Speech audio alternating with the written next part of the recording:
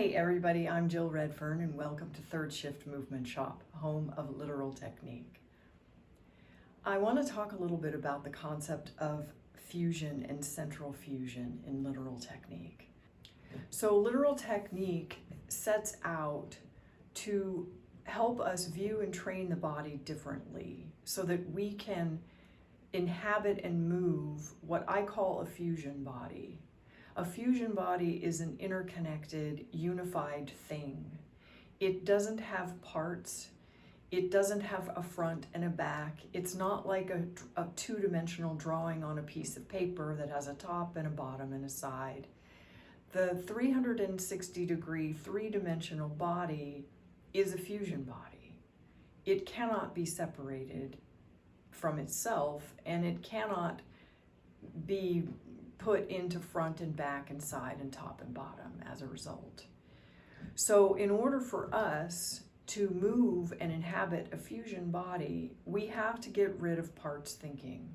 Where it comes in our dance technique is that it's very possible that almost all of us in our training learned to separate the body into parts and to separate those parts into parts and tweak and pull and push them separately and as if they were independent of one another in order to find our alignment when we dance. The problem with that is that that's not the way the body works.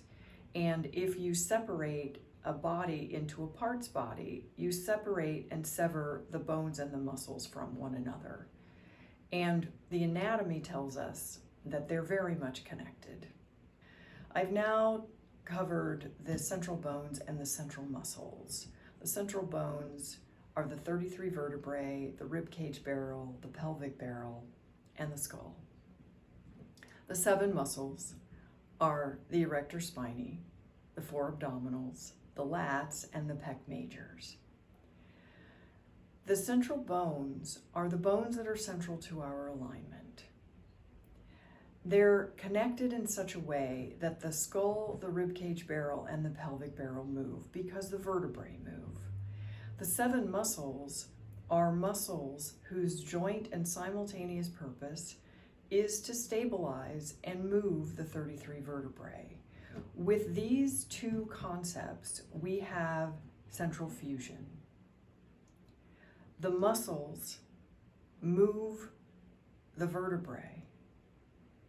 The muscles stabilize the vertebrae, which means they also stabilize the skull, the rib cage barrel, and the pelvic barrel. There's so much interconnectedness and overlap in the purpose and function of the bones and the muscles. And they're central to our alignment because of their connection to the 33 vertebrae, which is the central support of the body. So that seems pretty straightforward. The reason that we train is so that we can control the form the body takes, so that we can express an idea, we can say what we want to say. What I started to believe was that there was so much guesswork in our technique that it was impossible for me to use the logic of the body to move the body. So in literal technique, I use the literal body to assess and evaluate and analyze technique. I use the literal body to arrive at a logical way to use the body and eliminate the guesswork from our technique. Dance technique is complicated. You have to discern muscle. You have to discern one muscle from another. We have to discern the bones. Moving is different than stabilizing the bones. Using muscle is different to stabilize than it is to move. All of these things, by and large, we learn over time and we feel our way through them. In literal technique, what I was trying to do was help us eliminate the guesswork, was help us view and train the body that we're in instead of using images and metaphors to help us try to arrive at some kind of alignment. Central fusion is very significant because it will help us